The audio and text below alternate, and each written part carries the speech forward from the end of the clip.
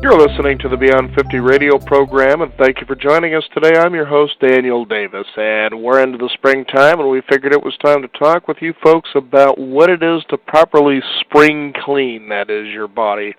Today we're going to be talking about some of the functions of the body and what they do to help you kind of clean yourself out. And interestingly enough, we're going to also be talking about one of the functions simply known as the fourth kidney, which I was kind of surprised to find out about. Most of us think we're going around in life with just 2 of these, but as I understand, there's actually a total of 4, so to speak. Today, joining us on the Beyond 50 radio program is someone who has spent 30 years helping people cleanse out their bodies and clean and activate and get themselves back to vibrant health. He's simply known as the Colon Coach. Joining us here on the Beyond 50 radio program today is Dirk Yao. And Dirk, thank you for joining us on the program. Good morning, Daniel. Now, tell us, about why it's so important that for what it is that you do, you actually help people do colon cleansing or colonics, if you will. What's so important about the function of the colon? And let's talk about this interesting phenomenon, this thing known as a fourth kidney. Oh, I would be more than happy to, Daniel, because part of my goal is to educate people about their colons. And unfortunately, and I hear stories every day of people who have not learned enough about their body to take care of their colons, and colon hygiene is something that's difficult for a lot of people to think about, much less even talk about. And in our modern civilization, it's even more essential to know about colon hygiene and how to help our bodies help ourselves. And one of the ways that we talk about colon hygiene is your colon's ability to take out the trash, as it were. And the liver and the colon work very hard every day to maintain and clean the blood. And as we've had in some of our previous interviews, talked about the importance of the blood and its function in feeding the cells not only nutrients, but water, hydration to the cell, oxygen is essential to the cell. So all of these functions can be maintained and or improved by a periodic cleansing. And cleansing has been done, really, you can see, for thousands of years, various philosophies on cleansing that involved usually some sort of diet alteration. And you had started out today's interview by mentioning the fact that it's springtime, and one of the traditions in many of these philosophies was during a change of season to focus on a particular organ, and the liver is a key organ during spring cleaning. And with the traditions as it goes, and some of these traditions go back thousands of years. Chinese medicine, Ayurvedic medicine, which is Eastern Indian, various philosophies that talk about during the springtime to eat various fruits and vegetables, and especially as they're becoming more seasonally available, that this was a good time to do some house cleaning, so to speak. It's just really interesting because in a day and an age where everybody seems to be following trends and fads, especially when you think about the areas where people are out there with these super juices and vitamin supplements, and they're all making all these claims about how it's helped turn their health around.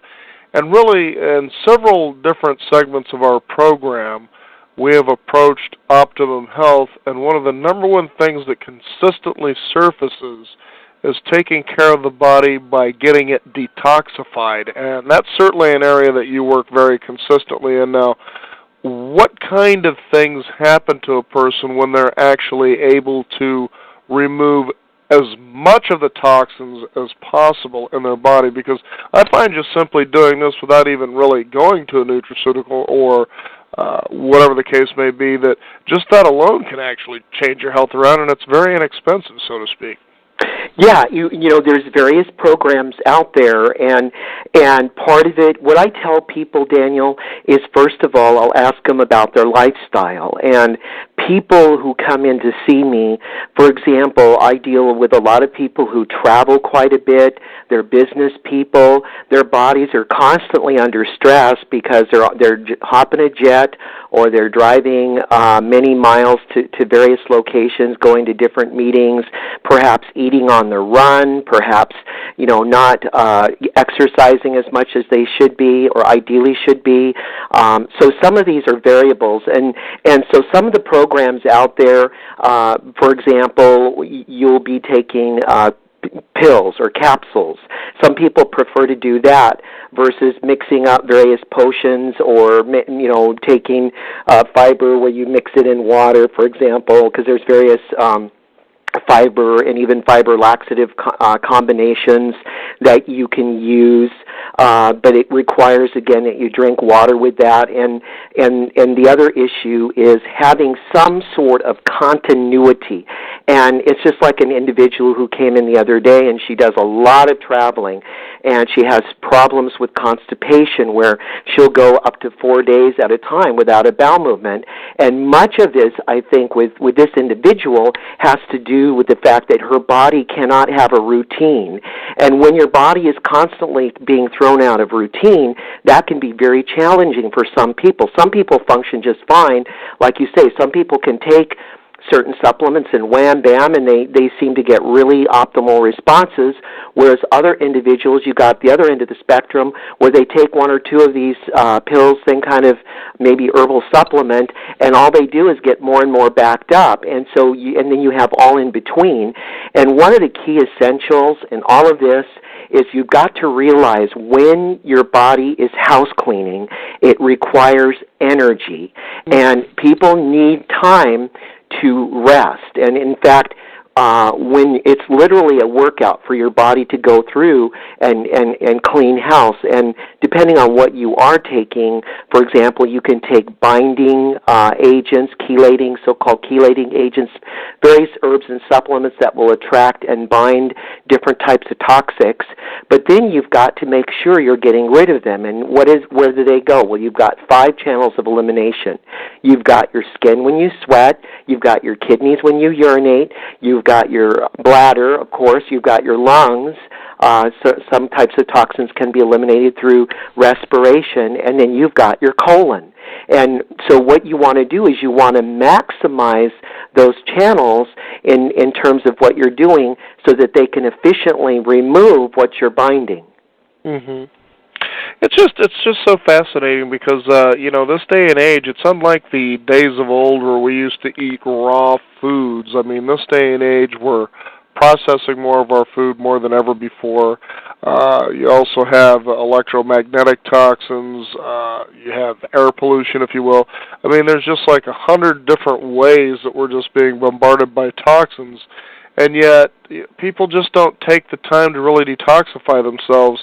Now, talk about how we can get this. First of all, what is the fourth kidney? I think you sort of mentioned it, but what is this fourth kidney? And let's just talk about the functions of each of these things here. Okay, well, as I mentioned a moment ago, Daniel, we have 5 channels of elimination, and you've got 2 kidneys, of course, one located midpoint in your back. In fact, if you reach around right now in the midsection about the third rib up on each side, you've got towards in the inner part there 2 kidneys, one on each side, and then the third kidney, the system that it's been known as the third kidney, is your skin. Your skin, when you sweat, you can actually get rid of various types of toxins, especially via the lymph system, because your lymph system starts with very minute microscopic channels to all the way up to your lymph nodes, and as big as the spleen, which is a couple of inches, as big as a couple of inches on the left side, that rests on the splenic flexure of the colon. And so you've got those estuaries, and you can remove a certain amount of lymph when you're sweating.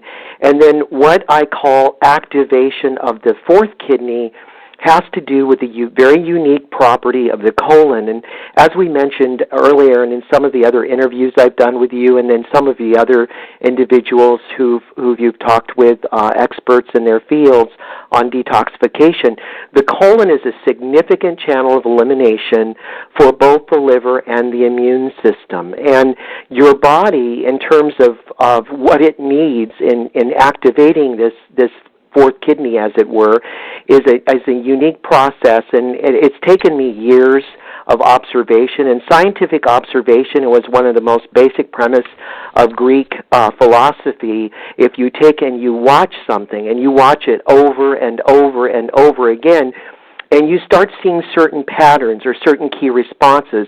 And so much of this has been from observing the colon's responses during the colon hygiene hydrotherapy procedures. And by observing this response and then questioning, okay, what is this? And part of what we're observing in activating the fourth kidney is the fact of a drainage response. And what I discovered along the way, and this is through not only observation, but also through gastroenterology studies that have been done, some of them quite recently, in fact, studies as recently as 2004 now, that show the colon at a microscopic level as being one gigantic osmosis membrane, an RO membrane, which a reverse osmosis membrane is used in water purification to filter substances out of water at a microscopic level and down to a half a micron, and then what you have after you filter that water is purified water. Well, the colon itself has this unique ability to balance water to drainage. And in these responses that I watch for during the procedures, and there's various techniques that we look for, and during the procedure, most of the time you're resting on your back, you can see what's going on. We watch an observation area of the colonic instrument known as it's a lit area of the tube, and some of these key drainage responses that we look for are bile response from the liver and lymphatic drainage from the lymph. And in fact, related to the immune system, there was one study done back in the 80s, published in the Lancet, that linked chronic constipation in women, meaning women who had 2 or less bowel movements per week, with a much higher incidence of breast cancer. And when you understand that the colon itself can have as much as 80% influence in removing the dead lymph on a daily basis, then you realize the connection between the importance of your daily eliminations and the immune system. So that's just one example. And so when we're watching these observations, lymph drainage will make the water and the ultra-purified pH-balanced water that we're using to maximize this response, the lymph drainage will make the water look milky. And the steadier and the heavier that milky drainage, the more lymphatic response we're getting. Huh. Now, I have a question here, is how do I target the lymph system for clean-out? Well, it comes back again to looking at your diet. That's always part of it. Nutrition, again, in drugless healing, the 5 helpers that you are wanting to assist your body, assist your doctor, as it were, which is your body, is oxygen, pure water, good nutrition, exercise, and sun. And so when you're wanting to work with stimulating the immune system to cleanse, there's various things that can be helpful for that. Water is essential. You're not going to get the lymph system to cleanse without water. Water is a solvent to the blood. That's one of the key functions of water. And especially nowadays, and as you mentioned earlier and in some of our other interviews, we are being bombarded constantly by substances that are very dehydrating to the body. Mm-hmm. One expression for this is hypohydration. And in fact, I was listening to a climatologist the other day talk about, and this is a very good example of this, when jets go through the Earth's atmosphere, the exhaust from the jet fuel will, when it passes through clouds, can actually cause the cloud to become drier. And Wow. because it becomes drier, it means it soaks up more moisture. And what happens, and how this climatologist explained it, was that then when this cloud, who's been inundated with some of these jet fuel byproducts from the exhaust, becomes drier, it absorbs more water, and then finally when it does release, it's like this huge deluge comes down. And what it's causing in our bodies is a similar effect, and it's known as what the term I'm looking for that I'm spacing out here about is phobia, which is a hydrophobia. In other words, you've got some of these chemical substances that get into our cells that cause our cells to push the water away. It's like water on a duck's back. So then you need even more water, the volume of water, because the cell, it requires that much more water because it's drier than the Mojave Desert. Mm-hmm. And so this comes back to making sure you get enough water. So that's a factor. And then are you exercising? As we said a few minutes ago, when you're sweating, you're activating your third kidney. You're getting rid of some toxins through your sweat, so you need to actually drink another extra glass or two of water. So that's one key. And then some of the foods that are helpful for the immune system, you've got garlic. Any herbs or supplements or onions, broccoli, some of the foods that are higher in the sulfur-containing compounds, they're going to be more stimulating in terms of pulling some of these substances from your lymphatic system, from your immune system, and binding them.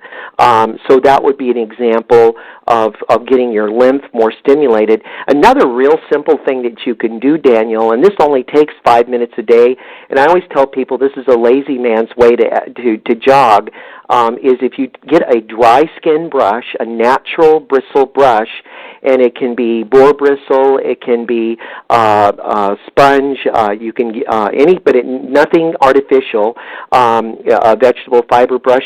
And what you do is for 5 minutes a day, you always brush towards your heart, so you're going to go from your extremities towards your chest area. You want to work with your circulation, and a lot of your lymph system, as we said earlier, is just underneath the skin. So when you do 5 minutes of dry skin brushing a day, that's the equivalent of up to a half hour of jogging on your circulation. Because for the lymph system to work, it's got to be pumped in some way, and that's one way you can pre-stimulate it. Some people do this before they exercise, for example, because it helps to pre-stimulate and move more lymph. Now, this is on the outside of the body that you're talking about? Yes, sir. Okay, yes, great. Sir. It's your skin. Yes, sir. Now, I think what's really interesting, too, especially for those of you who are just joining us today, you're listening to the Beyond 50 radio program, and our guest joining us is simply known as the Colon Coach, Dirk Yao. And it's really important. I think what we've tried to do consistently on the show is it's hard to get to optimum health if you don't detoxify yourself, just to feel how good it feels to get rid of all these toxins. And again, you're taking it in your water supply, you're taking it in your food supply, and then somebody comes along, there's some sort of an expert, and they're touting something on television, on radio, or in the newspapers, or you've got a friend down the street that says, well, I've taken this and you can't believe what it's done for me, and then they share all the stories of how it's helped everybody else, and then you become convinced, but yet you haven't changed your lifestyle one iota. And you share an interesting story that I have here in front of me about one such guru who talks about eating just strictly yellow foods and just breathing. Now, talk to us about that one, because I'm looking at this here going, it's funny because that's just how silly some things can be out there when you tend to follow these so-called experts that come from nowhere, and they tout these approaches to being able to have healthier living. So I'd like you to kind of share that particular story if you remember the one I'm talking about. Oh, yes. Well, it was, and over the years I've worked with quite a few different groups of people and have lots of interesting anecdotal stories like that. But this was a number of years back, and it was actually in another city, and it was a gentleman who advocated just being able to live off air. And in other words, the idea of this was that simply by, if you knew the proper breathing exercises, you could literally live off air alone. And supposedly this individual had graduated to this point, and he had several steps to this. And the idea was that you started out by only eating yellow foods. And I think, more along the lines of what he might have meant was, anything yellow, like yellow legumes or lemons. He was an advocate of lemon juice, for example. But a lot of the people who ended up coming in to see me would eat so-called yellow foods, like a lot of corn chips, for example. And so consequently, they would become quite constipated. And when I tried to point out to some of these individuals, the fact that how constipated they were, because as I said earlier, during a session, you can literally see, I always tell people, chew it or view it. You can see what you're digesting and what you're not, and the eating of a lot of these chips, because they're deep fried and they're concentrated and processed, and would be that their stool would be very hard and hard to get out. And I'd point this out, and you would say that they would kind of be like true believers, and they would get upset about it and say, "No, I'm following this guru's diet, and we know what we're doing." And so I would just say, "Okay, well, but there goes some more hard stuff." Right. But anyway, so and yeah, you're right. What is the difference between a fad and between what's right for your body? And it's just like this individual who was caught at an early mornings with a box of Twinkies in hand. Aren't they yellow foods, of course? But when you read a Twinkies label, what all is in that? There's a list of chemicals. It's processed sugar, and you look at what is reasonable, what isn't. And unfortunately, in our day and age, Daniel, we're living in a time where it's very unreasonable on our bodies, where we expect a lot of our bodies. And a lot of the people that I work on, and again, it comes back to what I had mentioned earlier in the program, which is that people seem to wait. It's like when you walk in your house and you notice, okay, my house is getting a little dusty here. I think I better just, do some dusting, do some vacuuming, wash the dishes, whatever. And we seem to have this attitude, a lot of us that take our health for granted, that, hey, I'm feeling okay. Well, maybe my energy's slowing down a little bit. I'll just, that's okay. And what I see a lot of, Daniel, is people tend to put off cleansing until something really horrific happens, like they just get diagnosed with cancer, or they have a heart attack, or they come back with a test that finally shows that their cholesterol is way out of whack, or whatever it might be. But it's learning how to listen to our bodies. And as I mentioned earlier, if you learn how to listen to your doctor, if you're waking up one morning and you're finding, I had a good night's sleep, but my energy is not as good as it used to be. I'm not recovering like I used to, and maybe you are exercising, and maybe you do have regular bowel movements, and maybe you are drinking your water, but you know what? Something else is missing here, and this is where I tell people, maybe it's time to come in and see someone like me, and some people get, and I always tell people, I think one of the major issues that people have with cleaning their colon is they don't want to think about what's inside of them.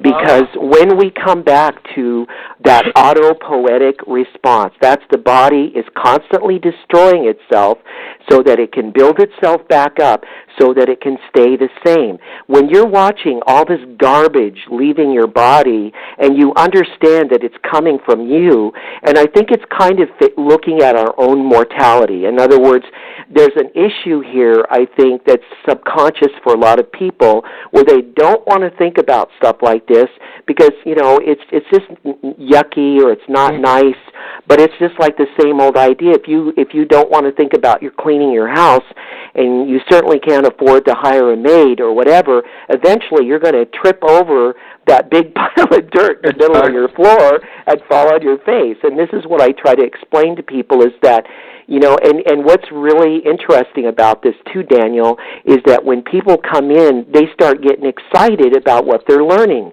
because they've never heard it anywhere else. They see their body doing amazing things that they never realized it could do, and that's the exciting part of it. Is that you? Go ahead. I'm sorry, sir. All I can tell you is the body is so amazing, and there's so many aspects to it. And I think one of the reasons why you hear so many different stories, and you hear all these experts, including myself, who've maybe worked in a certain area with the body, in a certain area of drugless healing, or they've seen the body do miraculous things based on some of the things that they do.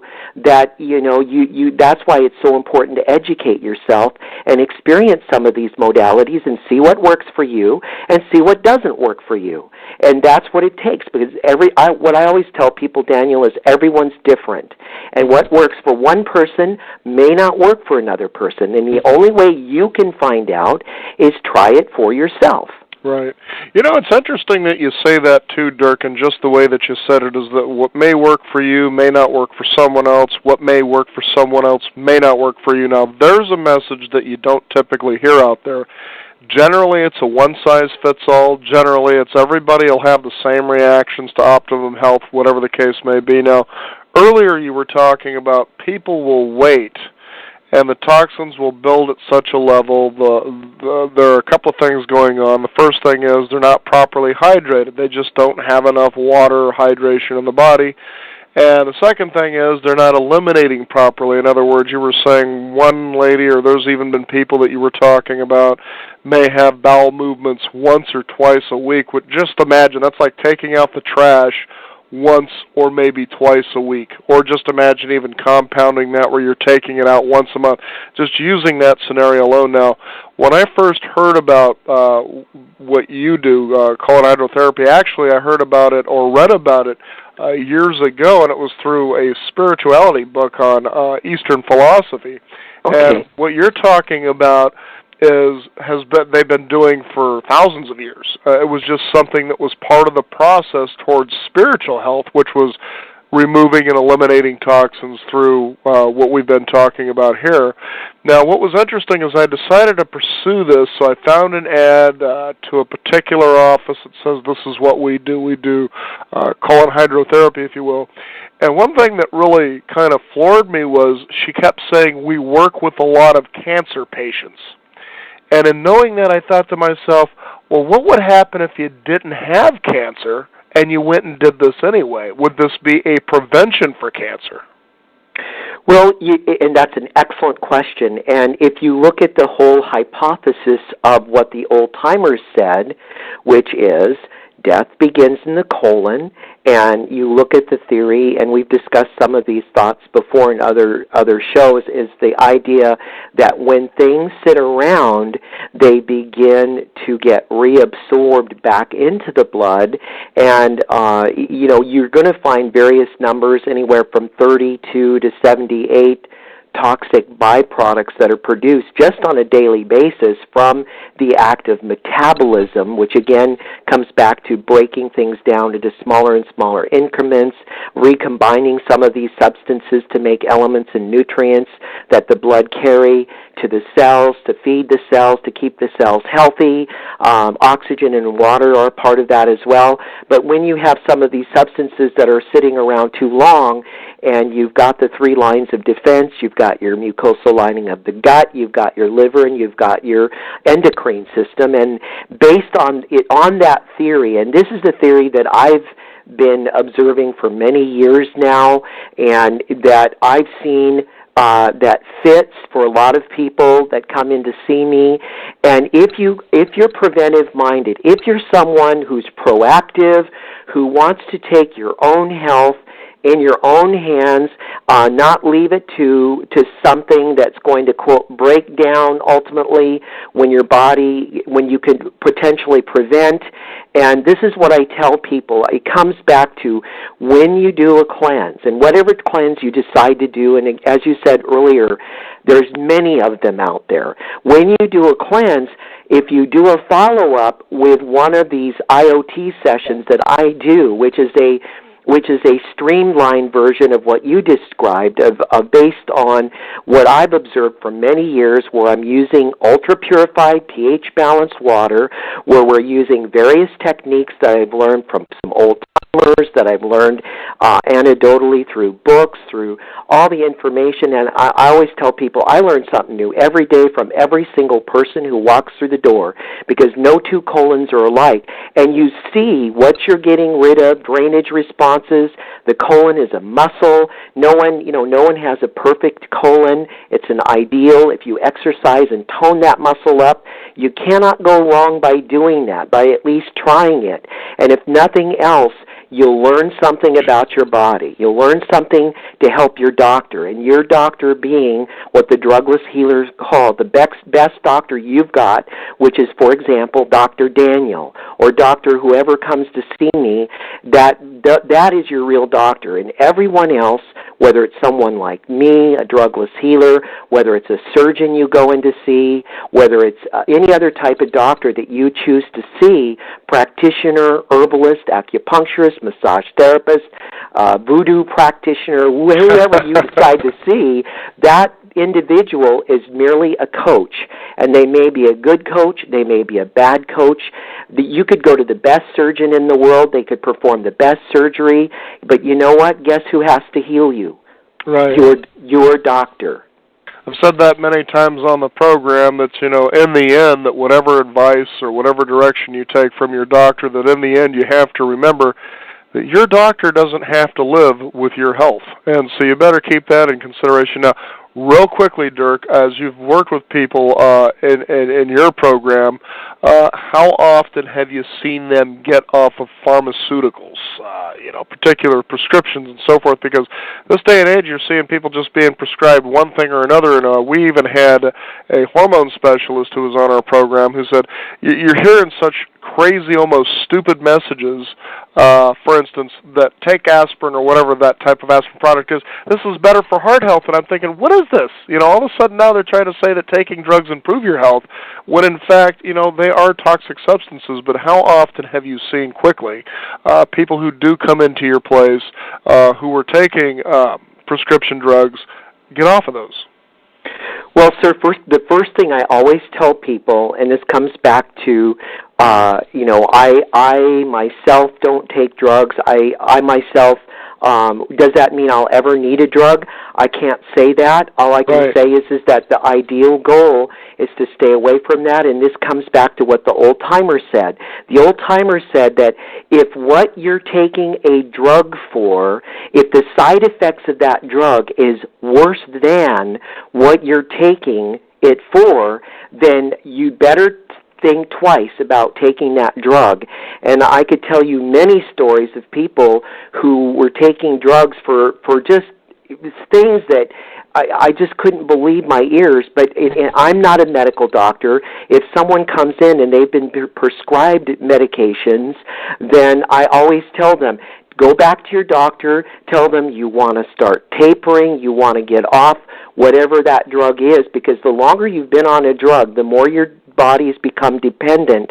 Again, what did we say earlier? Autopoiesis. The body is constantly balancing itself. Mm-hmm. If you're taking a poisonous substance, and that drug, the longer you take it, the more poisonous it becomes. But still, your body has been balancing itself with this poison. So, number one, go back and say, look, doc, you've been trained on how to deal with these things. I want to get off of these substances, and I want to do it in a way that's safe. That as my body gets off of this, that I'm going to substitute. And it may be I've seen people do many different things, whether it's taking supplements or herbs. And again, sometimes it takes a whole team of people, of herbalists and acupuncturists and naturopaths and chiropractors and somebody like myself working together as a team to help this individual accomplish this goal for their doctor. And yes, I can tell you many different stories of people who are taking handfuls of drugs, literally be able to get off of those medications very carefully and very in a way that was made sense. And so I have many of those kinds of stories. And yes, the body can balance itself, but unfortunately, there's a lot of people who take drugs because they were already toxic to begin with. So you're it's like peeling off the layers of an onion routine. You're going to peel off one layer of poison to perhaps find another layer of poison. And these can be, like I worked on someone yesterday, for example, who was having reactions with some of her detox. She was on a detox protocol, and come to find out she had lived by an airport for many years, and she potentially was loaded with jet fuel, petroleum products, all kinds of substances that we were mentioning earlier that were very dehydrating to her body and were her liver, and I call these day-glow liver dumps from years of observation where people are clearing their livers, and these liver dumps look like something you glow in the dark with, and it's because they're dumping such horrible poisonous substances. And so some of these individuals need careful, observation, and they need a whole team of people. But you know what? I can tell you amazing story after story where the body recovers and people are better off because they did get rid of those substances. Exactly. Well, Dirk, we want to thank you for being on the program. I was kind of looking for a shorter answer, but at least that was a solid one to say the least. And we want to thank you for being on our program today, and quickly give a website where people can get more information about how they can begin to educate themselves. Well, sir, I have an email, coloncoach@gmail.com, and then if people are interested, they can email me, and then we can just go from there. It sounds good. Well, Dirk, again, thank you for joining us here on the Beyond 50 radio program today. Thank you very much, Daniel. You bet. And I want to thank the listeners out there, but stay tuned because as we've been talking about here when it comes to making sure that your body gets detoxified, one of the most important elements that people seem to be overlooking is the fact that you need water. And it's just really kind of interesting that we're in a day and age where people think that going out to, their local store, whatever the case is, I see them just rolling out with cases and cases and cases of bottled water. But yet they cook with the water out of the tap at home. They shower with the water out of their shower at home. So it'd be kind of just silly to think, well, why don't we just go ahead and move to bottled water and shower and clean and cook with that? Joining us here on the Beyond 50 radio program today is our next guest who has a bachelor's degree in chemistry and microbiology at Memphis State University. He also earned a master's in civil engineering and air and water resources at the University of Washington, and also earned a doctorate in polymer chemistry at the School of Forestry.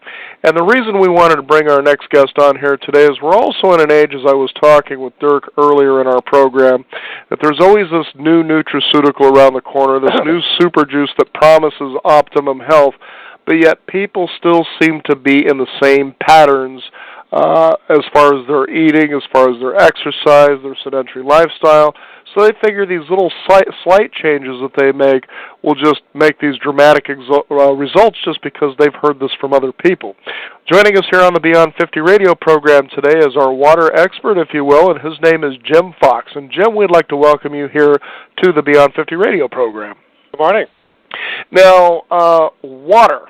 This day and age, you see Coca-Cola was one of the first to jump on the wagon and said, hey, what do you think we would do if we removed the sugar? Now they're selling water for even more money than they were selling Coca-Cola. Now, what's going on with people in their thinking that all of a sudden they think this is a better way to go as far as bottled water is concerned? Well, that's a very good question.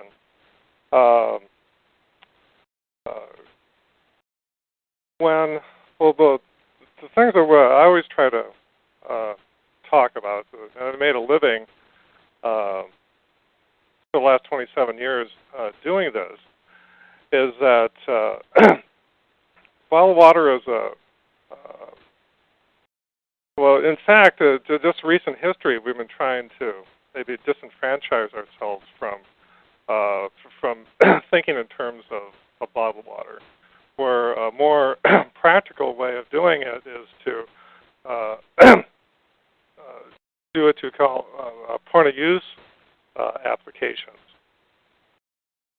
where you're taking a local source and then you're purifying your own water, or in many cases, if you at work we we do quite a bit of what we call point-of-use bottleless water coolers,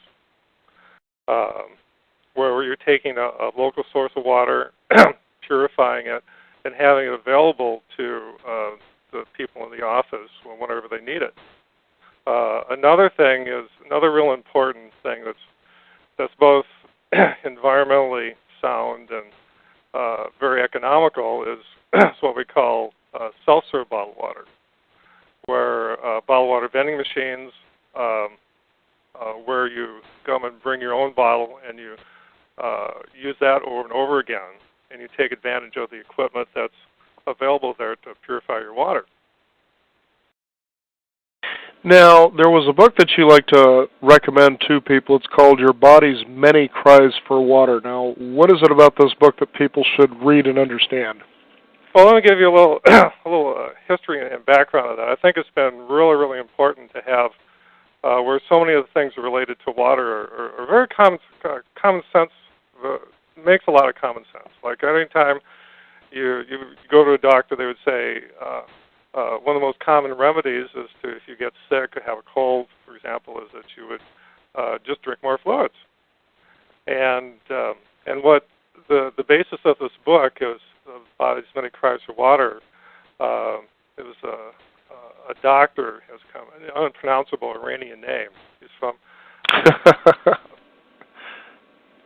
I call him Batman Raji, and he was a classically trained medical doctor, and he got his training in England.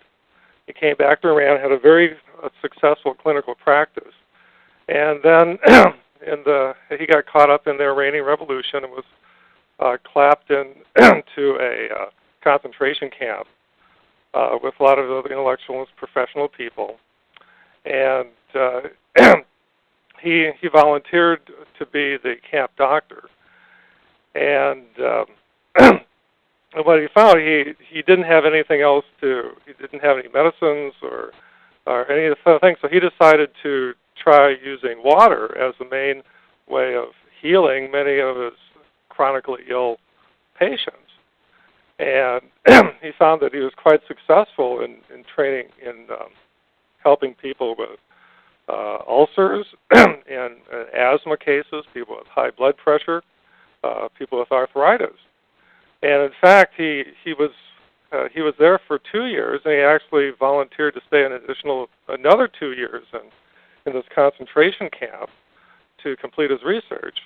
And so they finally let him go, and he migrated to the United States, and he's made a career out of promoting the idea of using water as a way of healing. And he says it's like a new paradigm in thinking of just like the book implies, is that many of the things that the symptoms that we have, for example, like headaches, is that he would treat many people with migraine headaches and chronic headaches with more water, and it makes a lot of sense. Is that that's a way your body telling you that you're chronically, unintentionally, he calls unintentionally dehydrated. And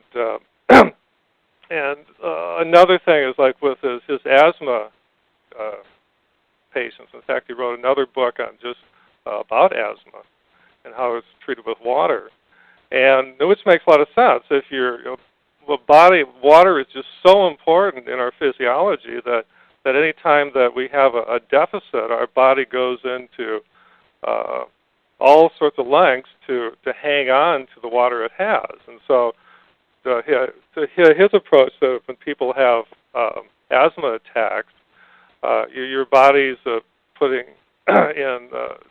injects a certain amount of cause a restriction to your lungs, which reduces the flow of the amount of water that's being expelled.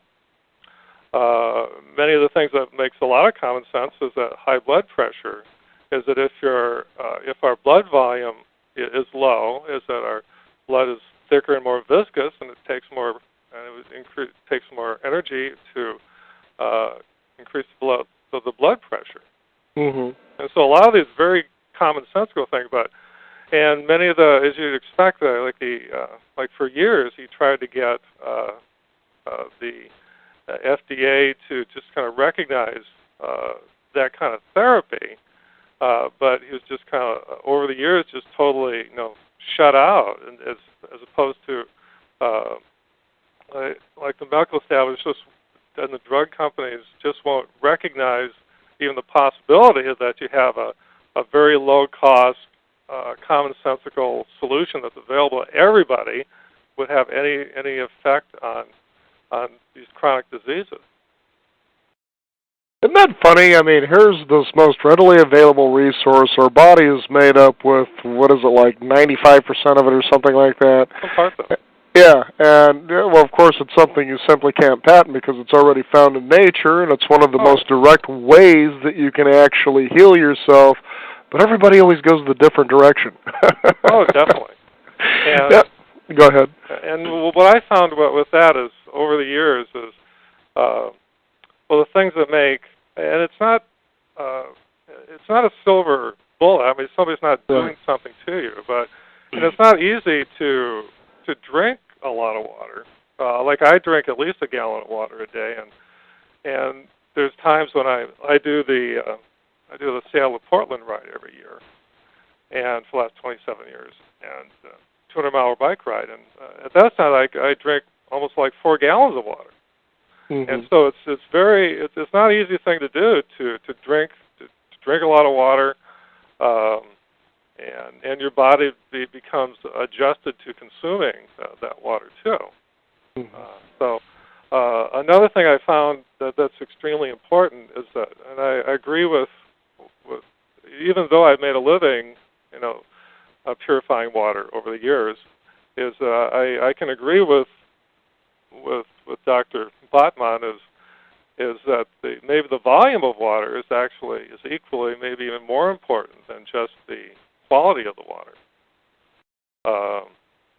And so when I get into saying, just like water has to come from a different source of water, and then bottled water is extremely expensive compared to the tap water. Exactly. At least, yeah. Like if it's just like the normal number that you usually think about water that comes out of the tap is around 1/10 of a cent per gallon, and maybe a little bit, maybe up to half a cent per gallon. But it's very, very, very, very small compared to if you're buying water can easily cost, like if you buy distilled water at the store, $1 a gallon, and it can go onwards up to $10 a gallon. Mm-hmm. So the ratios are gigantic. And it's just so silly, too, because like I was saying earlier in the program, you see these people, they go and they buy this stuff by the case, and there was a friend of ours that just recently said, did you ever take a look at the plastic that they use? It's usually the cheapest grade plastic that you can find. There's, as I understand it, there's a better grade plastic that if you're going to have bottled water, even if you take it out of your tap from home, that there's a particular grade that you're supposed to use. Perhaps we can get into that a little bit later in the program.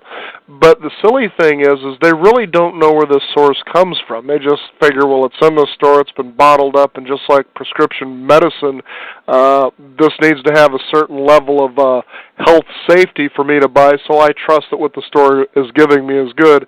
And there's even been jokes, whether they're true or not, that if you go to Mexico and buy bottled water, it was just somebody who went around the corner and actually pulled it out of a tap from behind the building when you weren't looking. I don't know if any of that's true or not, but the point is that it's interesting how we just kind of take things, I guess, for granted, for lack of a better word, without really looking at the source. And usually, like here on our program, that's what we try to get people to start considering, where's your source coming from? Now, just recently I was informed by, I guess it was the producer of our program, that Sheryl Crow was admitted in for the possibility of breast cancer. One of the things they found were the components or compounds of the plastic that was used in the plastic of the plastic bottles for water, and that this might have been a contributing factor for her having that. So, what do you have to say about these plastic containers and what that does possibly for our health? Well, very good point. Well, in our business, we we sold tens of thousands of bottles to different kinds of plastic bottles to promote our the use of our water, particularly at the dispensers. And in the beginning, we used polyethylene bottles. And in general, polyethylene just when you think about plastics, is that there's lots of like you have the polyethylene, of course, is the basic component, but there's a lots of sometimes mold releases and called plasticizers that make the plastic soft. And polyethylene is it's basically it's soft and pliable, but it's more of a general purpose type bottle that can be used for many different things, and it's relatively inexpensive. But many of the people complain about the taste and odor of the polyethylene. And so we eventually migrated over to using more polycarbonate bottles. And and just a general rule of thumb is like with bottles is that the softer it is, the more plasticizers there are. And the more things, and the plasticizers are basically using the not structural components of the plastic. And so they, over time, they eventually evaporate away. They're very finite, and they go away. So that's one of the arguments for using a bottle, like an older bottle in general. I would feel that it's a much better bottle because all the plasticizers had evaporated away, as opposed to when you buy, let's say, a gallon of distilled water right out of the store in a brand new bottle. If there's any chance at all of something migrating into the water or leaching the bottle, it would happen. But the more times you use it, it would eventually go to zero. So we went into polycarbonate bottles. Now the polycarbonate bottles, by their nature, they're consciously designed not to have any taste and odor to them, which means to me is that they're to minimize any plasticizers going into it, and they're very hard and thin and strong, something that can be used over and over again. But we get a lot of, and many times, I think you're calling about this biphenyl A compound, and with the polycarbonate, and that's the same thing. But many times the intent of the bottles were to make an improved water that would be better for our health. Now, many times with the research that they have done, is that they're tested. Bottles are tested at the very extremes, and bottles are tested for things they're not really intended to use. Like they're not intended to hold. Like they would test it with like pouring boiling hot water into it, and then trying to find any extractables that would come out of it, or they would fill it with water and then freeze it, which would fracture the plastic. but in normal use, I mean, you're putting what it's intended for is room temperature water. I mean, they're very good. Lots of our industries, the bottled water industries, would be impossible to use, particularly delivered bottled water in 5-gallon containers. Like you just can't ship anything in glass like that. So, and something that can be used over and over again. So we get lots of talk about that and make adjustments for it.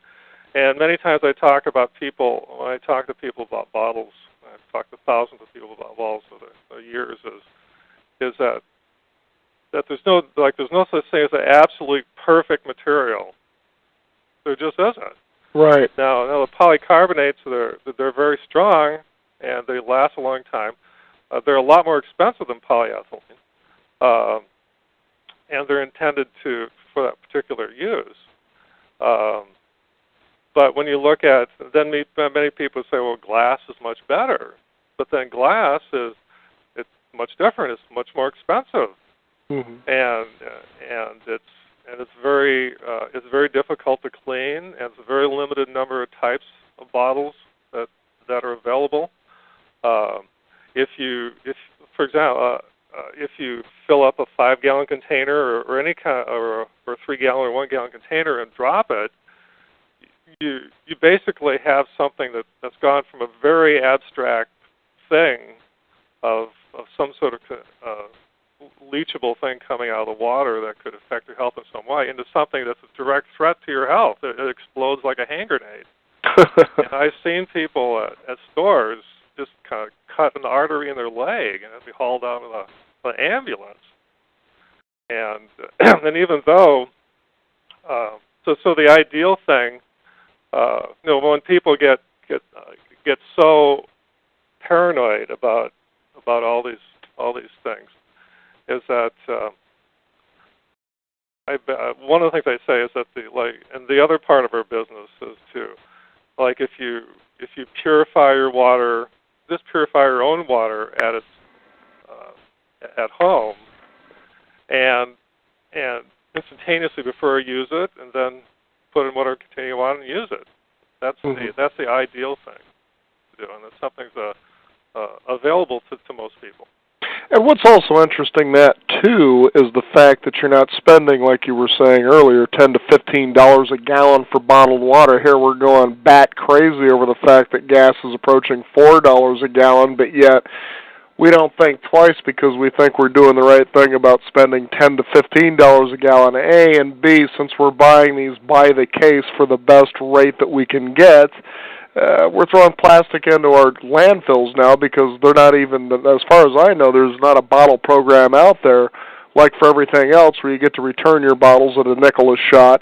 And so where does this all go? It goes into the garbage. So it's really funny how unsustainable buying and drinking bottled water really is when you can almost get all you want at just like a micro fraction of the cost. Now, this leads me to an interesting area that we've certainly come to discover. Now, there have been water filtering systems out there for years, but one of the things that I've seen that has been really coming on the horizon pretty hardcore is these filtration systems that do things such as alkalize the water, ionize, aerate, magnetize, microcluster, and they do all these things, and then people buy these machines that allegedly in Japan they've been using this surgically for years. This is what they use in their hospitals, are these machines to absolutely be sure the water is the purest, the best that you can imagine, Korea, so forth.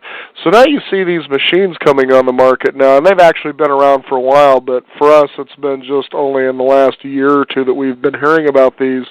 And but these things run $2,000, $3,000, $4,000. Now I'm just wondering, is it really necessary for somebody to spend that kind of money? Because it's really amazing that the people who do spend the money will actually have all these stories about how they've had all these life-transforming things happen, and I wonder if it's just the belief of it that moves them in a direction where they're actually just finally properly hydrating themselves in the first place. But let's talk about these machines and these purifying systems and really what a person can do at home to just get really good drinking water, and why it's, as you were saying, it's more important the volume to drink than the quality. Well, that's very true. So I've talked to hundreds of people, particularly about all those other things, and I call them kind of, not to dismiss them out of hand, but the whole idea of rehydration, of hydration, and avoiding or eliminating the contaminants in the water like fluoride. Those things make a lot of common sense, but they do require something of you to do it.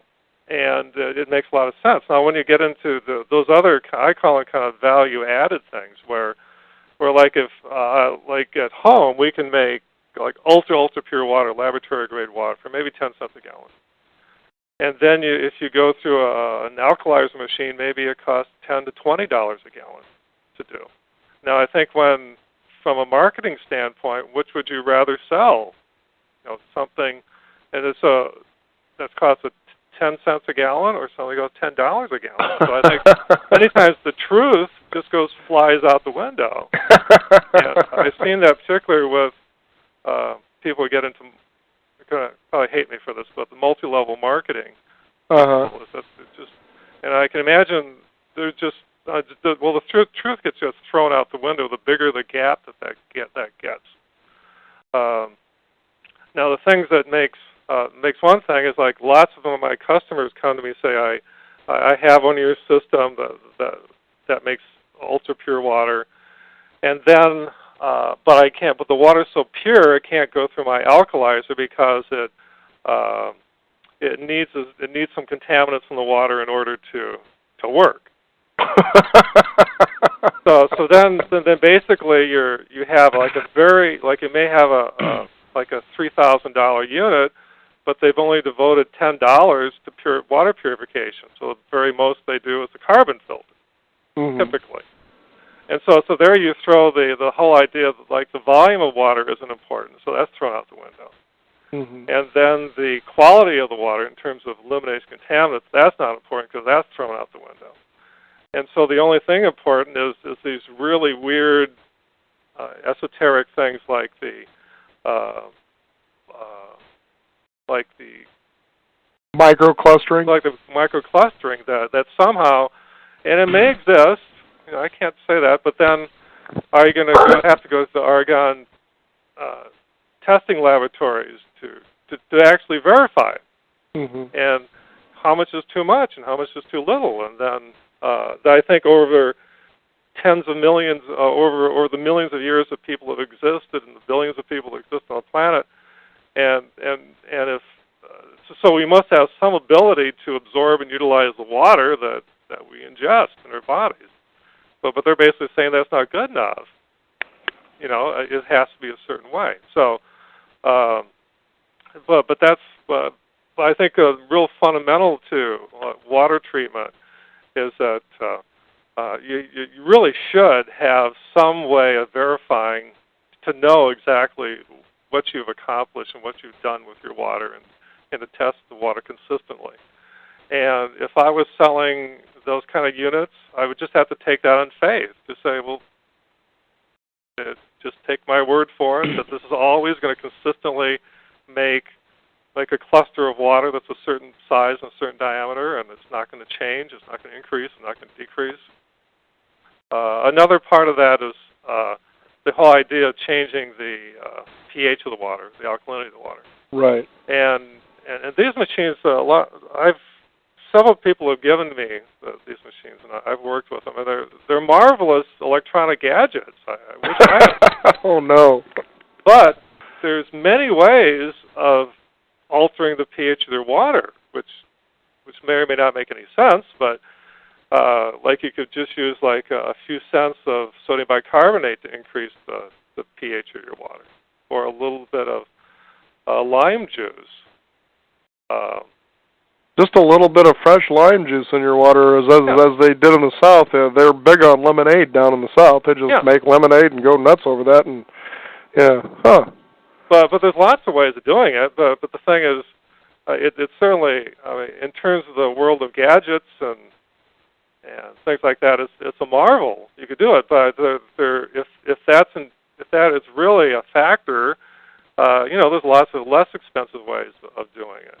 Now, a lot of times the things with the pH thing is like one of the things that, like most of the things, like that's I was thinking about this morning is that's kind of like the holy grail of the alternative foods thing. Maybe that's not a good way of saying it, but everybody was saying that if you eat organic, eat vegetables, those are things that are going to increase the pH of your body, and that's good. And everything is bad for you decreases it, which is bad. But everything, all those things are based upon a thing like you've taken them into your body and you're metabolizing them, and they may or may not make these changes or these tendencies in your body. But water is totally different. So they have the basic idea if you take an alkaline water and ingest it, that it's somehow going to have an effect. But once it hits your stomach, it's totally altered. Because if you took in something that had a pH of 8 and your stomach has a pH of 2, it's totally annihilated. I mean, you can't.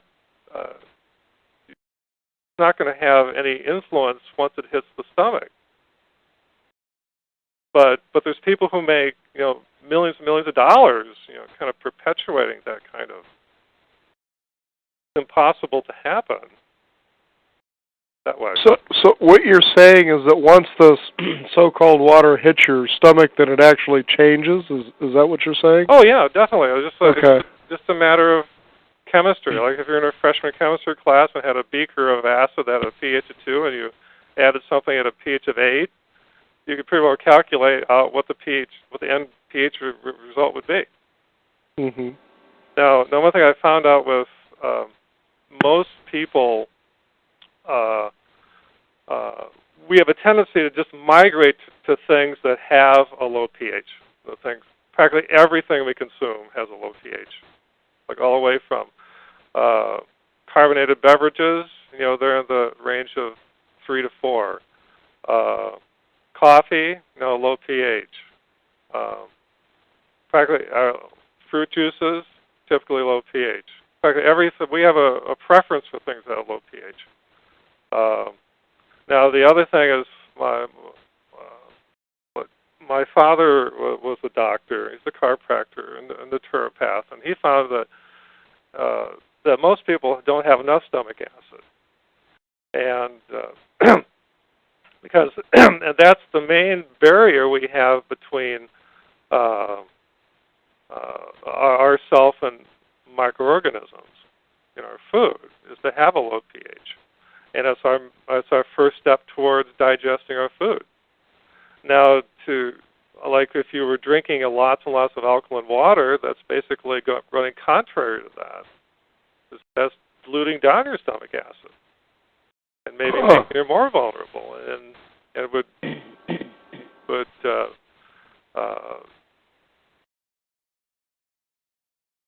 decrease your ability to digest food. So when you're raising the alkaline level, even though these people who have these machines are touting this is what is ideal for the body, what you're saying is naturally no it isn't, because what you're preventing your body from doing is having the natural enzymes, if you will, for proper digestion? Oh, definitely, yes. Wow, that's amazing, because, whenever you go to a place, whether it's a trade show, people who are peddling or selling services or products, and you might see a water purification system, as we were talking about earlier, about these machines that you say are basically really nice, marvelous gadgets of modern technology, but really don't have any real value, so to speak, even though they tend to make you believe. Like, I got to admit, I was pretty convinced. Geez, high alkaline, that makes sense to me. Microcluster means the cells of the water itself, or I'm trying to think of the right word. Anyway, they're just too big to get into your cells to charge them up and get rid of the toxins. So microclustering, that sounds good. It's a smaller thing that gets into my body, the molecule, and helps my cell manufacture. That makes sense to me. And then they talk about magnetizing it, ionizing it, and then they give you all these good reasons why your body's an electromagnetic machine and why this machine helps you achieve that. And that made sense to me. But in the end, you're thinking, okay, so it's going to cost me anywhere from, say, $500 to $4,000 for one of these machines. And, oh, by the way, you can decrease your stove, your oven, you can mop your floors with it just by simply changing the pH. And literally what you're telling us here on the program, and you are a water expert as I understand, is that if you raise that alkaline level, it's actually doing just the opposite of what your body really needs you to do. Yeah, that's a tough one.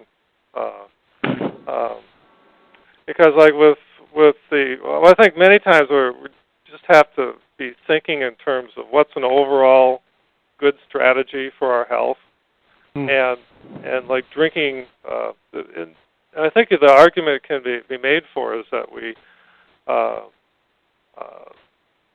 do lots and lots of things that dehydrates us. So like carbonated, Dirk was probably we were talking about yesterday, is that many of the things that our body just has a reaction to, like carbonated drinks or maybe alcohol or coffee I get a lot of people are going to hate me on that, but is that maybe those are things that our body tries to excrete from our bodies, and in doing so, we're using water in our bodies to excrete these things out of our system, and which could create a deficit.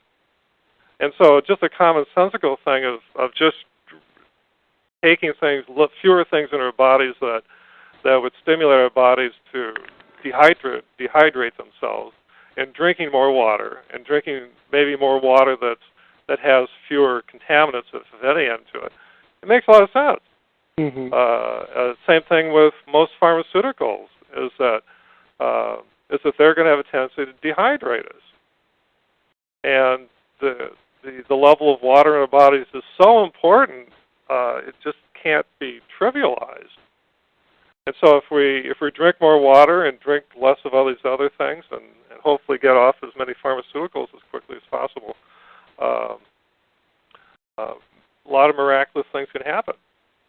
But I think when you get into this other things, all this value-added things, that's throwing tremendous barriers in front of us. It's saying the water has to come from a certain place, or it has to be comes from a certain machine, or it has a certain pH, or has to, there's other things. It's a gigantic barrier for most people. Mm-hmm. It's it's funny how we've been able in this day and age with modern technology to take the simplest things such as water and complicate them. Now let's go ahead and as we're starting to run out of time here, but it's just so fascinating to have someone like you on our program to maybe, for lack of a better phrase, dispel the myths about water, as you were saying, these tremendous barriers that are being thrown up, that if you don't get it from here, then you're on your road to just basically flushing yourself down the drain, if you will. But let's talk about, first of all, what an ideal volume of water is per day for a person to maintain optimum health.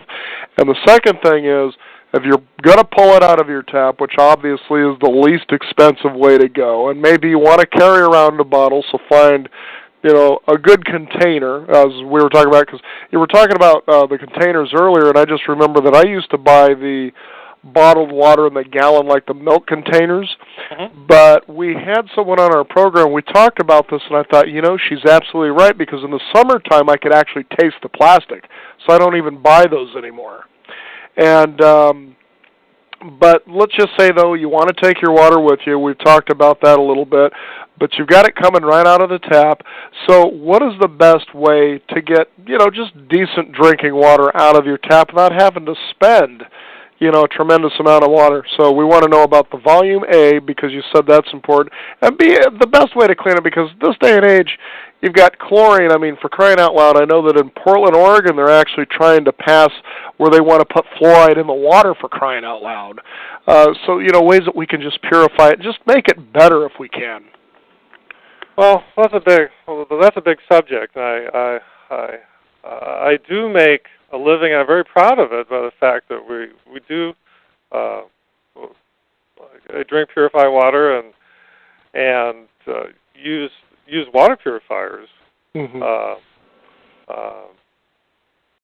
So I'm certainly a proponent of that. But I think many times that the worst bottled water, like the worst tap water that you could have, is better. It can be better for you than the best diet soda. So it's kind of a relative thing. Now, and I always kind of praise anybody for any reason that if they take the effort to either drink a bottle of water and with the idea that it's better quality, or the other thing of purifying your water, whether it's a simple carbon filter, that they get all the praise in the world for making that effort. Now, but you can also spend a lot of money to purify, and not to purify your water to a very high degree at all. Or you could spend a little bit more money and get a very high quality system. Now, what we do, I try to kind of lump those water treatment devices into four categories. One would be the carbon filters of the world. Now that's the most common, most prevalent ones. One example of that is like Brita filters. Now there's like over 30 million people that use Brita filters. And can't all be wrong. And that's basically a carbon, a pour-through gravity-fed carbon filter that has a small amount of what they call the ion exchange resin in it. That is in a hydrogen form and can take out some of the heavy metals, and also it slightly acidifies the water. And that kind of gets back to the thing of saying, if you can make it slightly acidic, it's going to taste better for most people. Mm-hmm. Now you have that and different incarnations of carbon filters that they can range from anywhere from $50 to $500. Brita filters are actually relatively expensive to maintain. They can be in the $100 to $120 a year to maintain them. And then you get into the very high functioning systems like reverse osmosis and then steam distillation. And then what we specialize in is a process called deionization. Now activated carbon is usually a part of those other kind of systems, either as pre-filters or post-filters. Mm-hmm. So like water technology, didn't begin and end like with a Brita filter. It's just usually a part of it can be a part of a more sophisticated filter. Now, carbon is very good for improving the aesthetics of the water, particularly related to chlorine, and can also take out some organic chemicals in the water, which is very important. But many times they're very, very small and can lose their function very, very quickly. Now you get the more sophisticated ones like with reverse osmosis. Just kind of briefly with that is that like the pros and cons with those is that they do consume a lot of water. It can be anywhere from 3 to 20 gallons of water per every gallon of water you make. Mm-hmm. And they're relatively complex.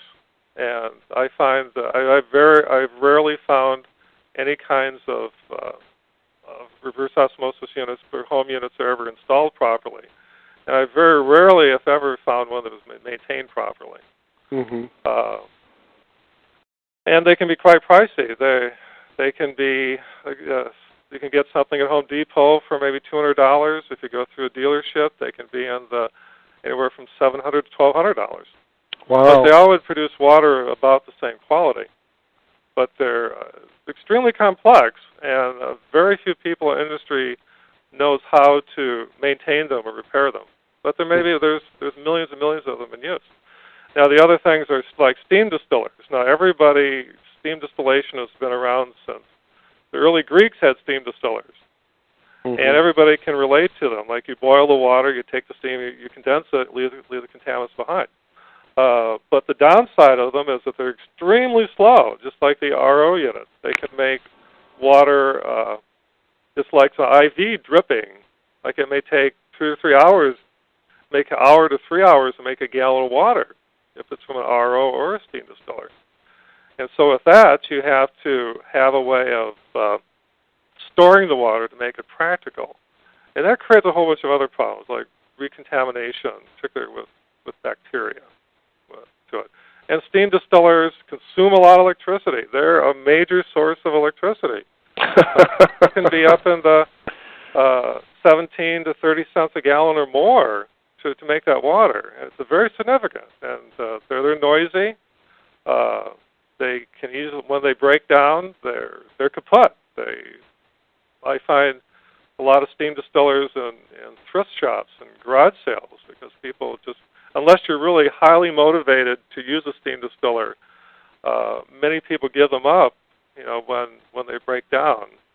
Mm-hmm. So it's a very complicated. I always see it kind of like there's actually very few contaminants that are in the water, and it's kind of using like a sledgehammer to kill a fly. Mm-hmm. Now the other process we use is called ion exchange, where it's a process. Well, most people have heard of that before. It's very similar, like water softening is the type of ion exchange. There's many different kinds of ion exchange. Modern, and so it's a process. It's usually the media is it's a plastic, tiny plastic spheres. It's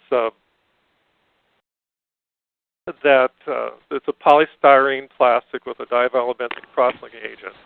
That's probably a little bit more than you wanted to know, but and they're made that they're highly structured, they're porous, and they have functional sites that can attract and exchange ions on the beads with ions that are in the water. And all of that means that for things to be dissolved in the water, they have to be, in general, in an ionic form. For example, like if you're trying to move fluoride from the water, fluoride's an anion and has a negative charge, and it would be attracted to one of the anionic beads that would exchange it for a hydroxide, and that's kicked out in the water. And then simultaneously, that fluoride is associated with some other cation that went into the water that has a positive charge. And that would be attracted to the cation bead, and that would eject a hydrogen. And so what happens, the hydrogen and hydroxide come together and it forms water. And so kind of comparing and contrasting the two different kinds of processes. So like this is called mixed bed deionization. And it's faster. It can be hundreds of times faster than either steam distillation or ion exchange. And the systems are generally there's no need for storage. Then there's no recontamination. And 1 gallon in, 1 gallon out. They're much smaller in general, much easier to install, much simpler to maintain, and it in fact produces the highest quality water as possible to make or buy. It approaches the theoretical limits of purity. Right now, what is this again? Just to be clear about this. Well, in general, it's a type of ion exchange. In particular, it's something called mixed bed deionization. Okay. And that's what we specialize in. Now, for years, I mean, it's one of those things where was very little known, even in the water treatment industry, of how to use, particularly mixed bed deionization. Very few people in our industry know or are very familiar with it, and in particular the general public, just don't know. But we all need. But what we need to know, what I try to explain to people, is that the modern day electronics generally would be almost impossible without mixed bed deionization. And as the electronics industry kind of progresses and makes it possible to put more and more things on smaller and smaller microchips, it parallels our ability to make water pure and pure and pure. So before, when things were okay to be in a part per million, and then it migrated in a part per billion and a part per trillion. Using this kind of like the mixed bed deionization is the very last thing that the water sees. Like there may be a dozen different kinds of other kinds of water treatment ahead of it. It's usually the very last thing that the water sees. So we've basically taken that technology and adapted it towards drinking water purposes, both residential units and self-serve bottled water units.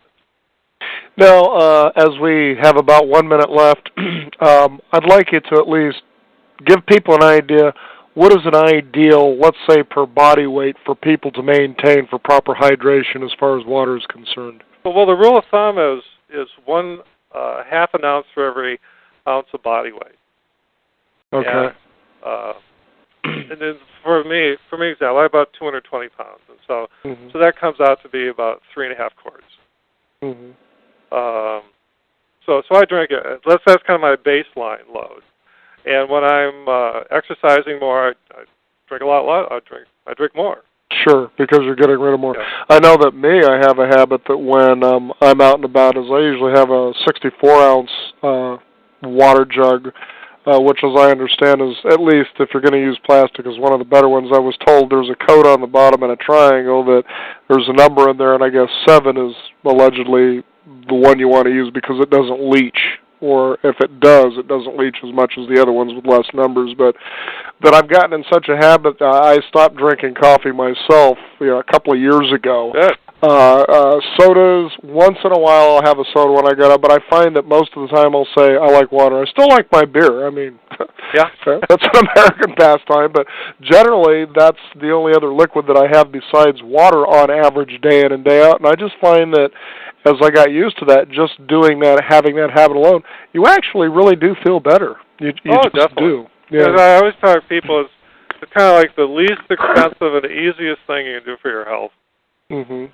Because it also helps your body flush out a lot of toxins, as we were talking about earlier in the program. And even the colon coach, he says it's just amazing how many people feel better when they come in to see him, mainly because they're absorbing and getting more water than they were used to. Oh, yeah. Sometimes we make things way too complicated.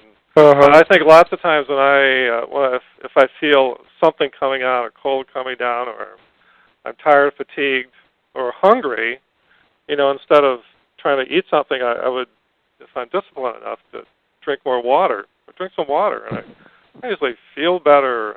If I have a headache coming on or a cold coming on, but that's kind of like the first thing I would do to heal myself. Mm-hmm. Well, Jim Fox, it's been a pleasure to have you on our program again, or have you on our program, I'm sorry about the again part, but we actually went over our time, but it was just so fascinating to, again, get back to basics, to let people, you don't have to follow these things that people are telling you that you need this, or as you were saying, we put up these big barriers about where we need to go get our sources, and realize that we just don't have to complicate things that much, that we can just keep it simple. Now, where's a website or a way that people can find out more about what you do, and maybe they can find out to say, what he says makes a lot of sense. I'd be interested in doing some business with them, finding out costs, things like that, so that way that they can do at least, hopefully, one of the better things for themselves. Yeah. So we're at custompure.com. Okay. Custompure.com. Well, very good. We'll have that on our website as well in our weekly e-newsletter. So, Jim Fox, thank you for joining us here on the Beyond 50 radio program today and letting people know, what the real truth and the lowdown is about water. And as you've been saying throughout the program, just don't complicate it. A lot of people disagree with practically everything that I say. Uh-huh. But at least I've been practicing this and using this for all these years for my own benefit and for the benefit of my customers. Mm-hmm.